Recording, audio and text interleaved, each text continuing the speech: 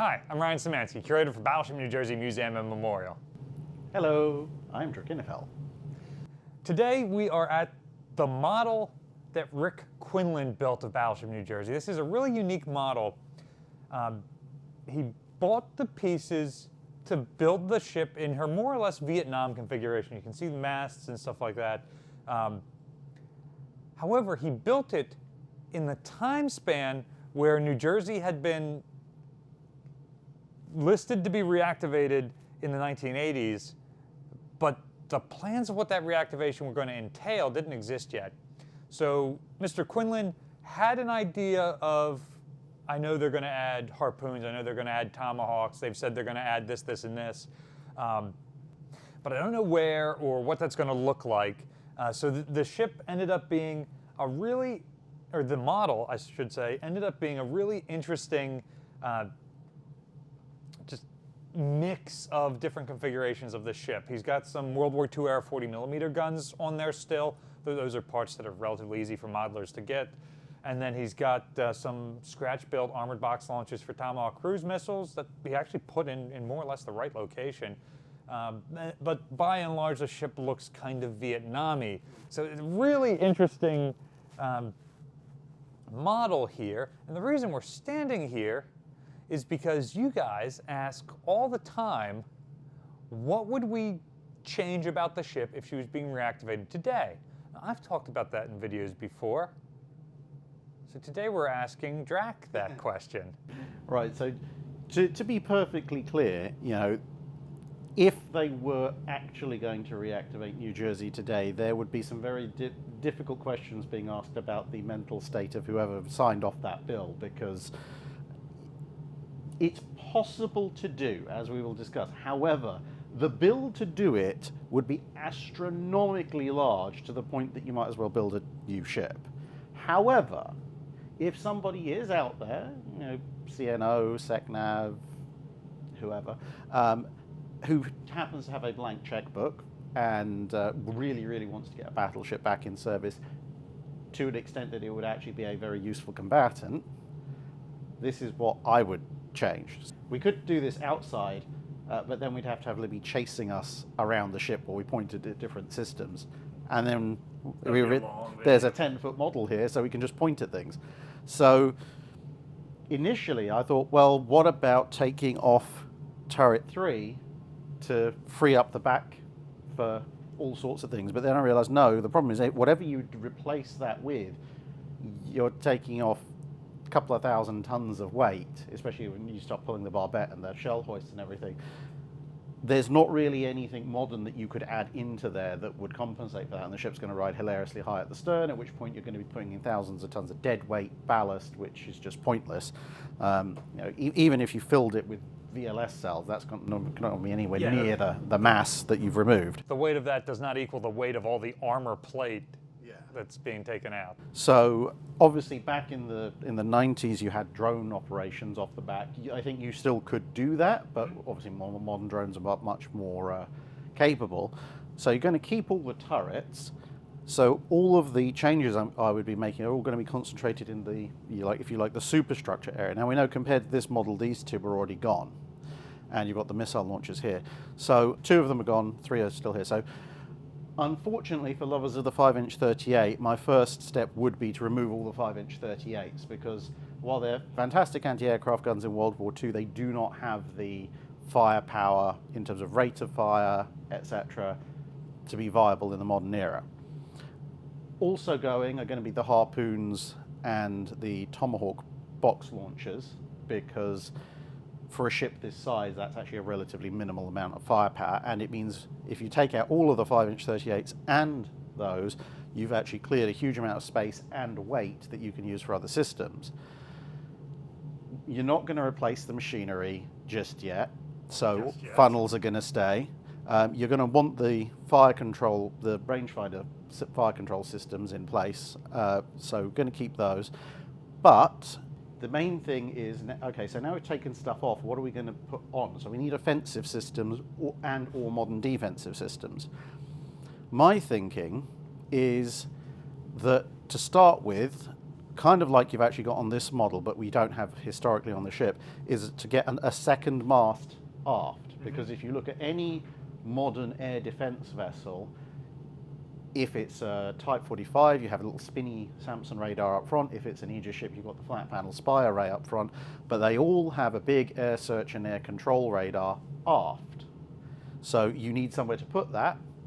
You know, put one of these on. So you've got your big air search and control radar.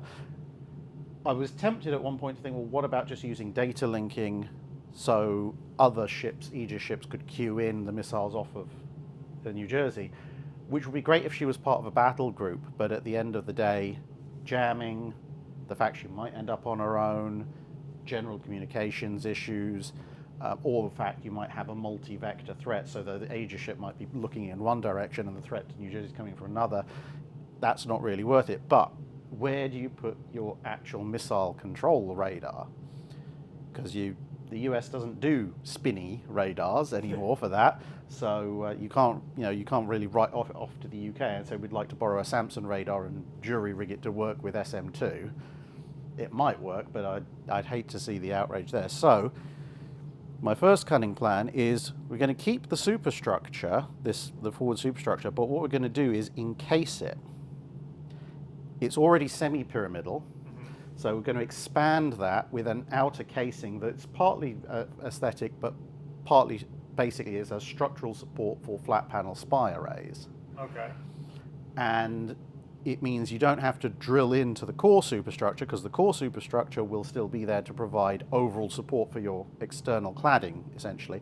And the space between is where you can put all the cabling and everything. So you're not affecting the ship's general structure, but you're allowing yourself to have not quite a zoom wall, but more of a extremely tall Arleigh Burke style. Well, how high up are you going to take this? Probably around to, this 08 level. Okay, yeah, that is pretty tall. So like a Ticonderoga superstructure here. Yeah, not quite as boxy though. You want the pyramid shape, both for aesthetics, because I hate the box structures, and also you're just putting spy panels on there. You're not putting much else. In theory, you could try and take the conning tower out as weight counterbalance, but I think you've probably taken out enough weight with all the other systems, and you don't really want to spend time messing up the bridge anyway. So that's how you've got your two radar systems. And then in this area, you mentioned when we were talking about this earlier, an idea I thought that was quite good, which basically rationalize the superstructure from what would now be the main mast to the forward funnel, and essentially just do a diamond pattern superstructure that is much more uniform than the multi levels that you've got. Clear out everything that's inside, and so essentially where the mounting points for the aftmost 3 5-inch 38s on each side, and where the existing box launchers are, and the phalanx and so forth, all of this could become a dedicated above main armor deck VLS launch system. So I think you can get a lot of VLS cells in there. Yeah, I haven't done the math myself, but 96 to equal Arleigh Burke is simple. You could probably go more than that. You could probably exceed what a Ticonderoga cruiser could fit in that area.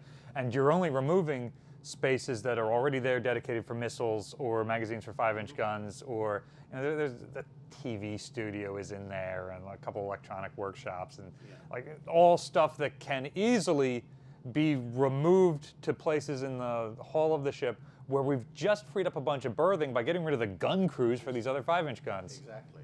And so that means we've got the two mounting points for the forward two 5-inch 38s left. And of course, I'm sure a few people are screaming, what about point defense? And this is where I would actually, this is I think the only time I would advocate for an imported system. Because obviously US point defense at the moment relies on either 20mm phalanx, which we all pretty much know is going out the way of the dodo pretty soon, and box CRAM. Now, you could put box CRAM in, and I probably would advocate putting a few in, because you've got places like on this model where the Quad 40 is. It's a fairly simple and easy system to plug in. So you could put a couple there, a couple where the forward Quad 40 is. But especially when we're talking 2024, we've seen a lot of small drone warfare over the last couple of years. the Red Sea, and this is kind of the fundamental problem of if somebody's got either conventional silkworm knockoffs or even supersonic or hypersonic missiles, they don't actually need that many of them to be a threat, because they can get a bunch of these motorcycle engine powered, essentially slightly more explosive hobby aircraft, and they can throw those at you in mass numbers, and you still have to take those as a serious threat, because if they actually hit you, explosive is explosive, that's still going to do damage. But at that point, how do you engage it? Do you trust yourself with your limited amount of 20mm phalanx to take them out? Do you use your deck gun? Do you send up your helicopter with a minigun strapped to the side? I create a beehive round for the 16-inch gun. But all of these things are actually relatively limited ammunition counts on modern warships, and even CRAM, even if you've got 4 boxer launchers, you'll run out just engaging wave after wave. Someone will send like $200,000 worth of Shahed derivatives, and now you're out of close range ammo, and now there's their one carefully polished musket coming at you, and you have nothing to shoot at it. So while the CRAM might be useful, the imported system I'd stick on 5.1, 5.2, 5.3, 5.4 would be that, assuming it works, and it seems to in testing, the UK's Dragonfire laser CIWS, because it's functionally unlimited ammo as long as you can generate power and have a few spare parts. And if there's one thing that New Jersey can generate, it's electrical power. And we recently learned that Midway had similar turbo generators, and they were able to upgrade them by, 10 or 20%. Yeah. So you could, in theory, upgrade this ship's power generating capacity by a little bit. Yeah. And there's no backblast associated with that. So, if you're near a phalanx when it fires, you can't be within a certain radius because of the blast of the guns going off, the shock waves and all of this. Now, obviously, you don't want to be near a CIWS mount generally when it's going off, but theoretically, you could be standing or walking behind a Dragonfire while it's, going pew, pew, pew, and there's no real risk to you, apart from, the fact you're under attack by drones. Which also means that if you did want to stick a couple of additional Dragonfires somewhere, as long as you can drag some heavy-duty cabling out there. And there's some precedent for this, because in the 1980s, when they were reactivating these ships, they weren't sure that the Phalanx had enough stopping power, so they were looking at systems like Goalkeeper and other foreign systems with larger projectiles. So looking to a foreign CIWS system this time around makes perfect sense. Yeah.